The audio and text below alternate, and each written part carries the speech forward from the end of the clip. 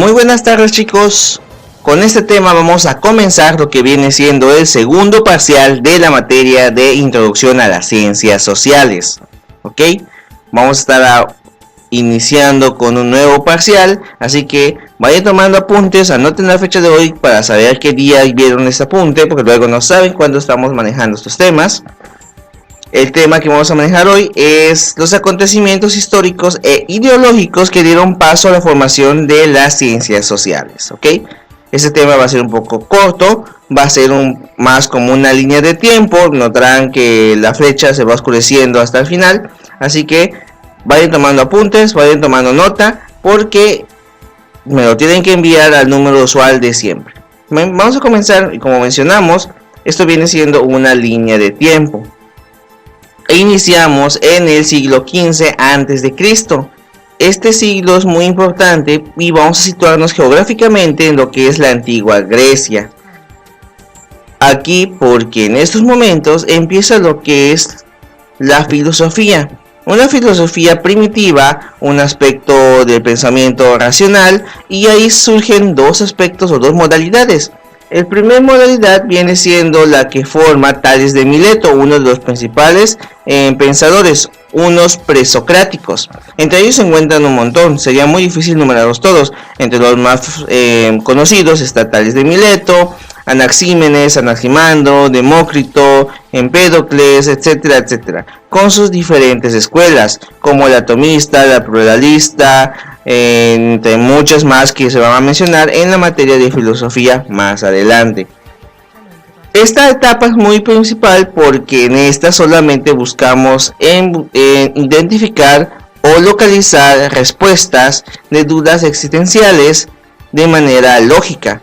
Pero luego surge otro personaje llamado Sócrates, que es un personaje un poco más especial, puesto que a partir de esta se conoce como una filosofía más enumerada, más aspecta de pensamiento lógico e ideológico respecto a la moral. Y muchos después de ellos se conocen como filósofos socráticos o filósofos normales, filósofos comunes. Anteriores a ellos se conocían presocráticos por este personaje.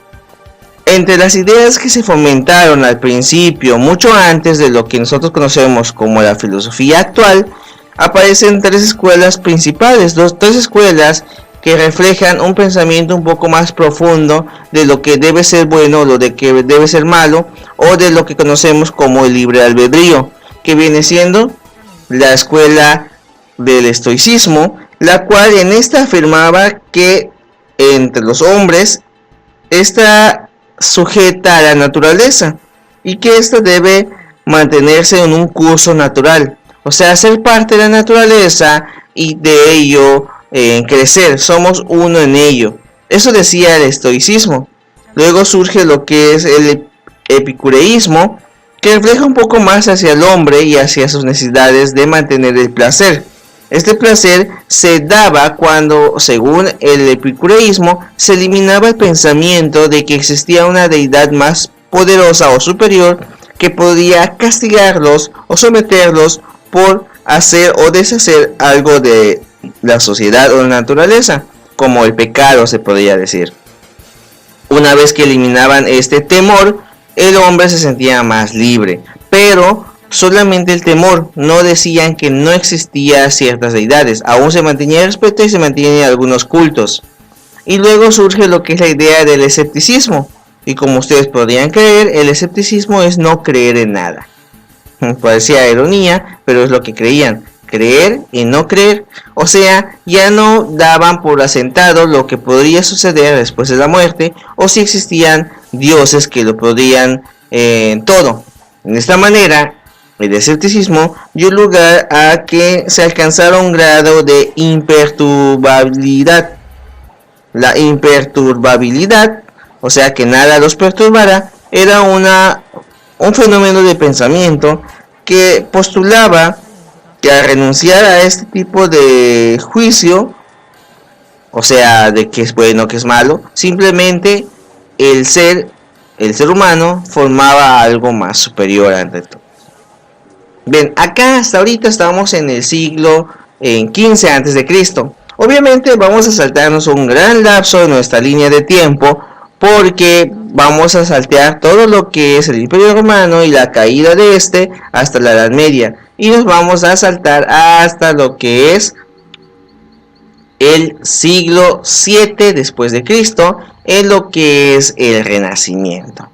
Y en el Renacimiento, ya tomando en cuenta que pasamos por la Edad Media, ya no vamos a hablar de la Edad Media porque ahí, a pesar de que existen algunas ideas, lo que vamos a ver no es la filosofía o el pensamiento social, sino que fueron los aspectos que dieron paso a la creación de las ciencias sociales. La primera ciencia social que vimos fue la filosofía y lo estudiamos como tal.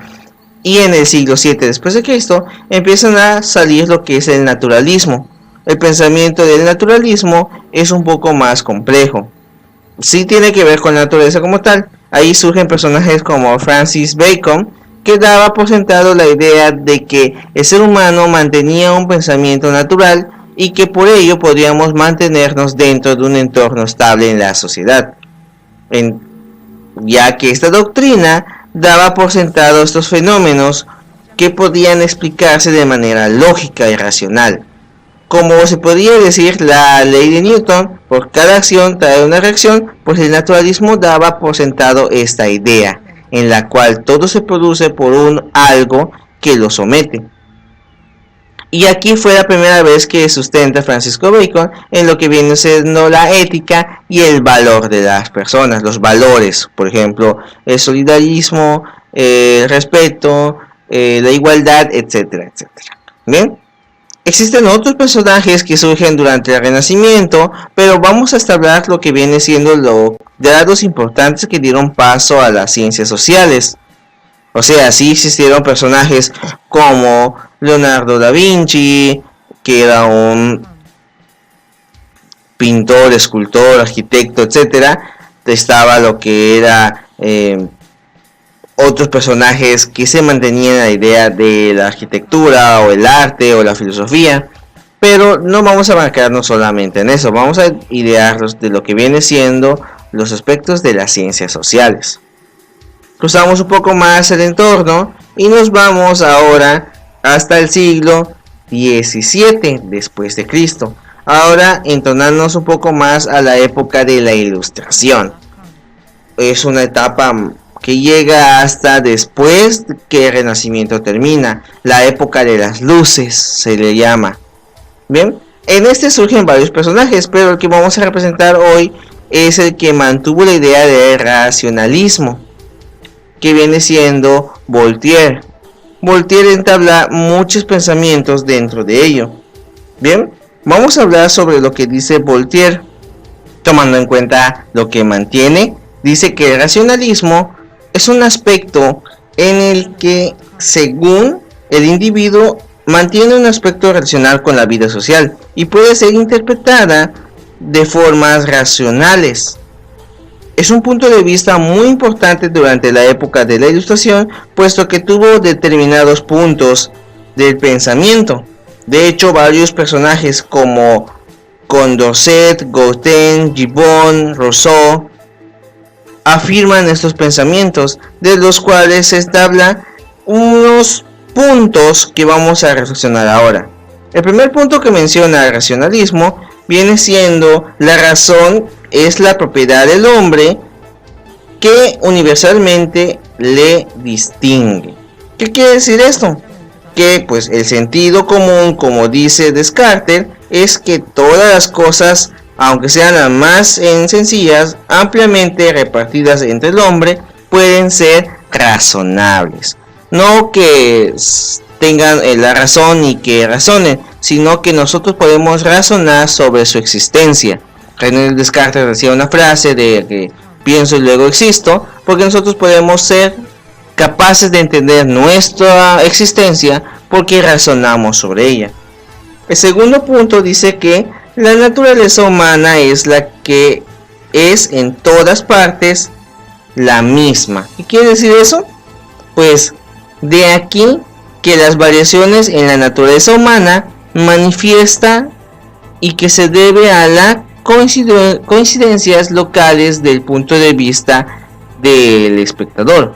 O sea, que todos nosotros podemos ser identificados porque tenemos la misma forma de ser, no en el aspecto de aptitudes y habilidades, sino porque somos humanos y nos identificamos como tales. O sea, tenemos la razón o la forma de razonar nuestra identificación como especie. Dice el tercero que las instituciones se hacen para los hombres y no los hombres para las instituciones. Las instituciones son instrumentos y han de ser valoradas según sus capacidades para favorecer la personalidad humana. El hombre es la parte, según Rousseau, que dentro de sus puntos de vista nace libre, y sin embargo en todas las partes lo encontramos de una manera encadenada. Por eso nuestras instituciones las creamos para ayudarnos, no para mantenernos. Es un poco más fácil de explicar cuando vemos el punto de vista que decía Rousseau, en la cual que todos nosotros nacimos esclavos de nuestros pensamientos, de nuestros estados físicos, nuestros estados mentales. O sea, ustedes son libres de volar, pero físicamente no pueden. Eso es lo que más o menos explica Rousseau con esos pensamientos. Por lo tanto, las instituciones que crea el hombre son para el hombre y no al revés. Dice la cuarta del racionalismo es que el progreso es la ley central de la sociedad. O sea, todo vamos cambiando. Es el rasgo más asombroso de la sociedad humana. Según Condorcet, que es un filósofo de la época, el desarrollo y progreso es continuo y se va perfeccionando a través del tiempo para el uso de la razón humana. O sea, nosotros podemos modernizarnos y aplicarnos para que esta no sea tan difícil para el ser humano. Y por último dice que el ideal que guía el género humano es la realización de la humanidad. O sea, nosotros mismos como seres humanos estamos identificados para establecernos dentro de una sociedad de la cual nosotros no solamente dependamos, sino que también seamos partícipes de ella. Por lo tanto, el ser humano guía al ser humano. Voy a dejar una actividad en el modo respecto a lo que es el racionalismo y los puntos que se mencionan del punto de vista de Voltaire. Así que vamos a hacer una pequeña investigación y ustedes me la van a tener que enviar por ahí. Estemos pendientes de ello porque luego se cierran las actividades, ¿bien? Y seguimos con nuestra línea de tiempo, pero nos mantenemos todavía en lo que es la ilustración, porque vamos a hablar sobre otros pensamientos de esta, ¿ok? No nos vamos a apartar todavía de lo que viene siendo la ilustración. Y aquí vamos a hablar sobre lo que es el deísmo. El deísmo es una doctrina en la cual, de aspecto teológica, identifica que existe un ser supremo que modifica todo, más bien es parte del creador del universo, pero que no tiene que mantenerse todo en lo que es el aspecto del ser humano. El deísmo prácticamente es como la religiosidad moderna, según algunos pensadores. Es la que todavía existe en la actualidad.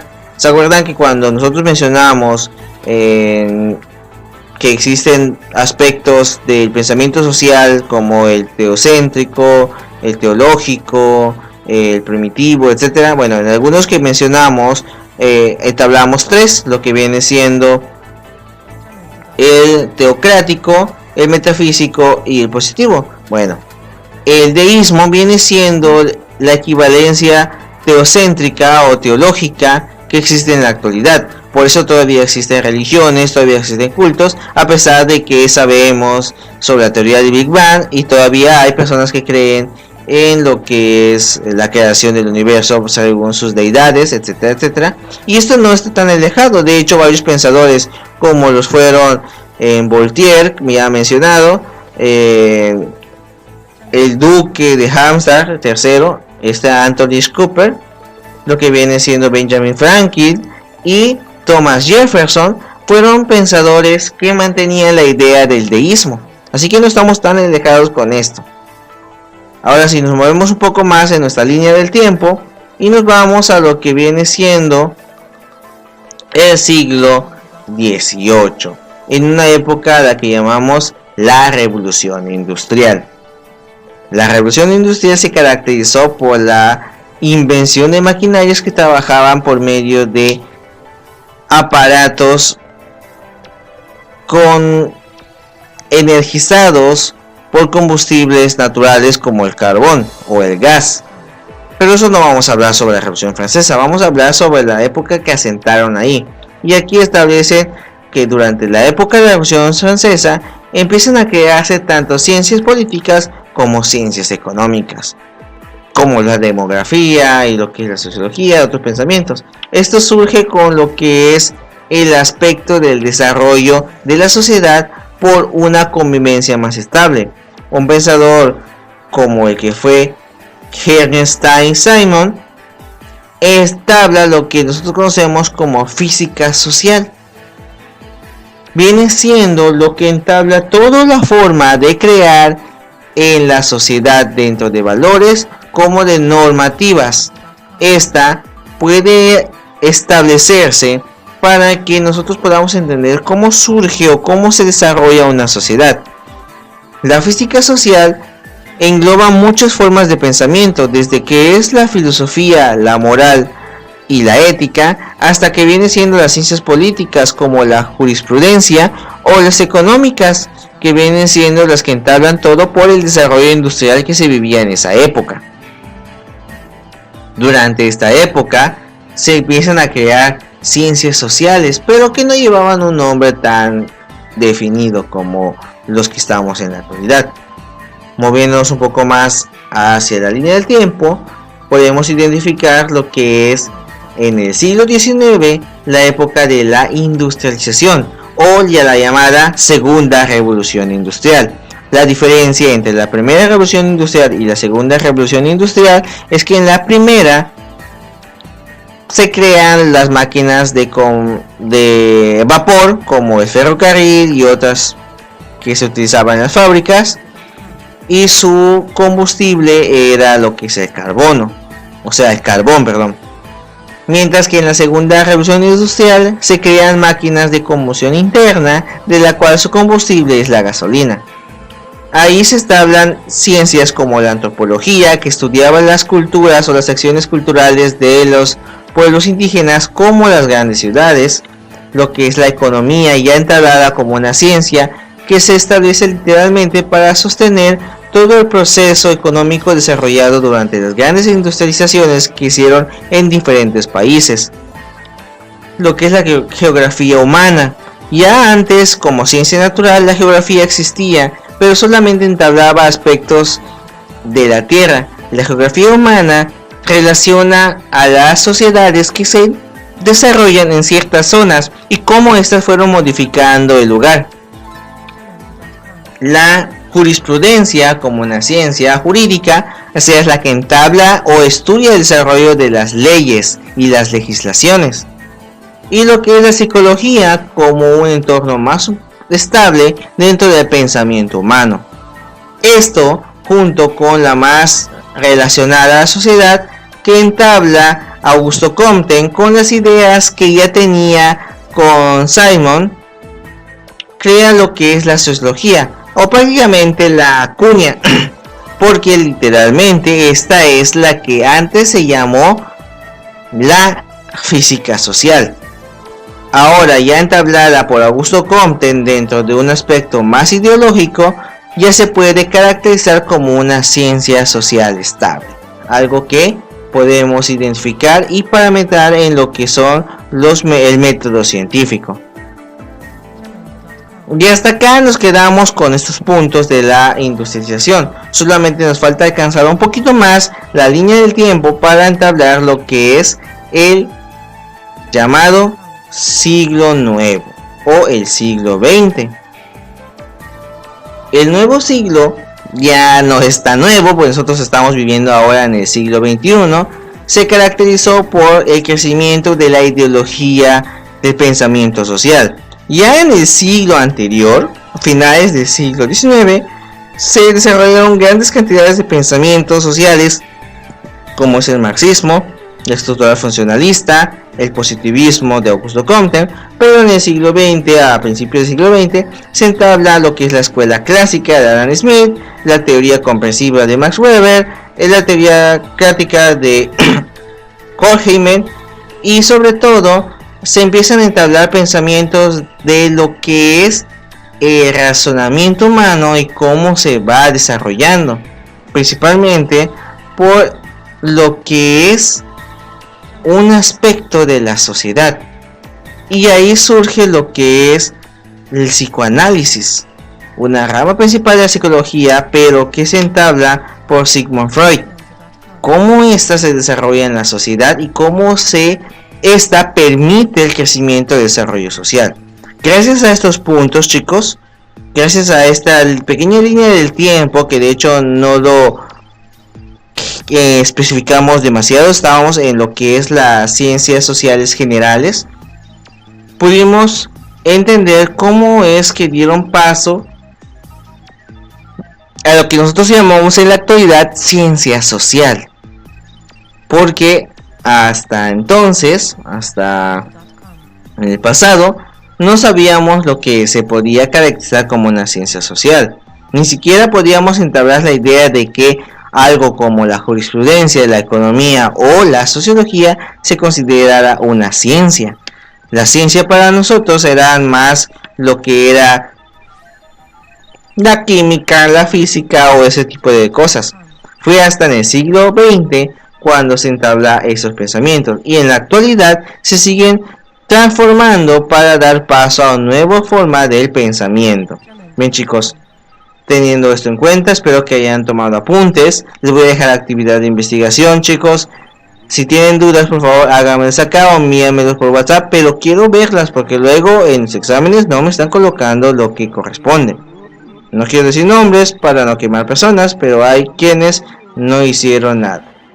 Ok, entonces nos quedamos con esto y que estemos pendientes. Ahora estamos viendo en el siglo XXI, así que con esto terminamos nuestra pequeña línea del tiempo.